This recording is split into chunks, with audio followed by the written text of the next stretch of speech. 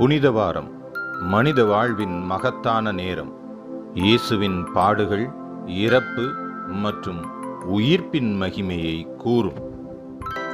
புனித வாரத்தின் தொடக்கம் குருத்தோலை ஞாயிறு. தஞ்சாவூர் மறை மாவட்டம் மணமேல்குடி தூய ஆரோக்கிய அன்னை பங்கு ஆலயத்தில் குருத்தோலை ஞாயிறு நிகழ்வுகள் வெகு சிறப்பாக ஏற்பாடு செய்யப்பட்டிருந்தன. குருத்தோலைகள் அனைத்துமே பத்தக்காடு சிற்றாலயத்தில் வைத்து மந்திரிக்கப்பட்டு இறைமக்களுக்கு வழங்கப்பட்டன.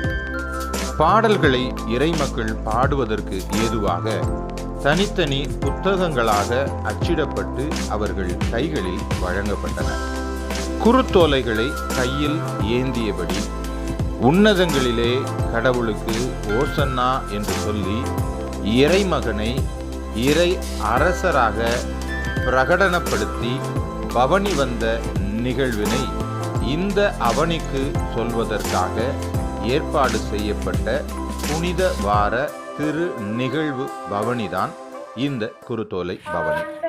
இந்த குருத்தோலைகளை கையில் ஏந்தியபடி அனைத்து இறைமக்களும் பங்கு தந்தை மற்றும் அருட்தந்தை அவர்களின் வழிகாட்டுதலோடு அங்கே இருந்த தெருக்கள் வழியாகவும் சாலைகள் வழியாகவும் பாடல்களை பாடிய வண்ணம் நடந்து அப்படியே மணமேல்குடி தூய ஆரோக்கிய அன்னை பங்கு ஆலயத்தை சென்றடைந்தனர்.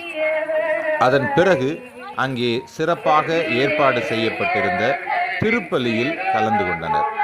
இந்த புனித வார திரு நிகழ்வுகளில் தங்களை முழுமையாக ஈடுபடுத்திக் கொள்வதற்கு ஏதுவாக இதற்கு முன்னதாக தியானம் ஏற்பாடு செய்யப்பட்டிருந்தது.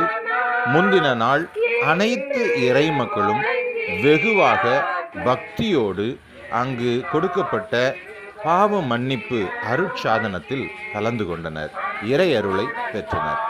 இந்த பவனி என்பது மற்ற மக்களுக்கும் கிறிஸ்தவர் அல்லாத பிற மத சகோதரர்களுக்கும் நம்முடைய இயேசு கிறிஸ்துவின் பாடுகளை வெளிப்படுத்துகிற, இயேசு கிறிஸ்துவின் இறப்பினை அறிவிக்கிற, இயேசு கிறிஸ்துவின் உயிர்ப்பினை மாட்சிப்படுத்துகிற ஒரு பவனியாக அமைந்தது என்பதில் எள்ளளவும் ஐயமில்லை.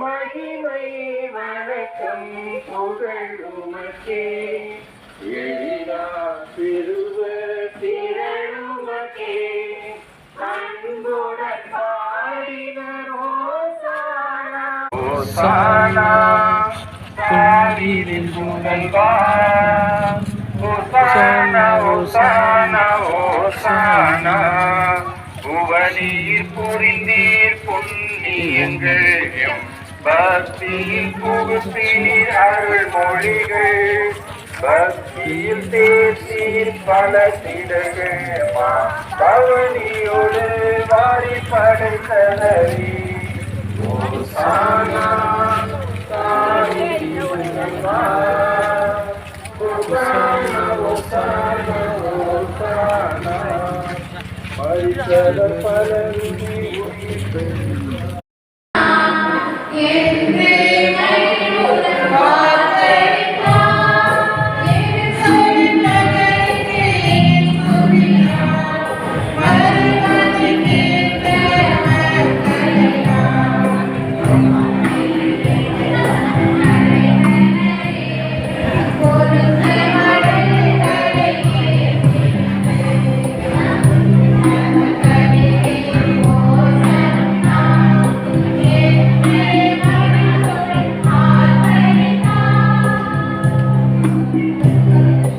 திருப்பலி மிகவும் அர்த்தமுள்ளதாய் கொண்டாடப்பட்டது, ஒப்புக்கொடுக்கப்பட்டது.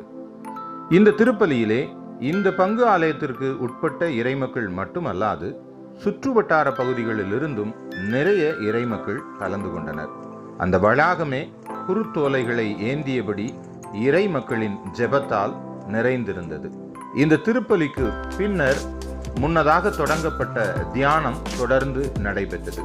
வந்திருந்த இறைமக்கள் அத்தனை பேருக்கும் அவர்கள் தங்களை ஆசுவாசப்படுத்திக் கொள்வதற்காக சிறப்பான ஏற்பாடுகளும் சிற்றுண்டிகளும் ஏற்பாடு செய்யப்பட்டிருந்தன. மதிய உணவும் ஏற்பாடு செய்யப்பட்டிருந்தது. இது போன்ற நிகழ்வுகள் இறை மக்களை பக்தியில் வளர்க்கும் என்பதில் எள்ளளவும் ஐயமில்லை.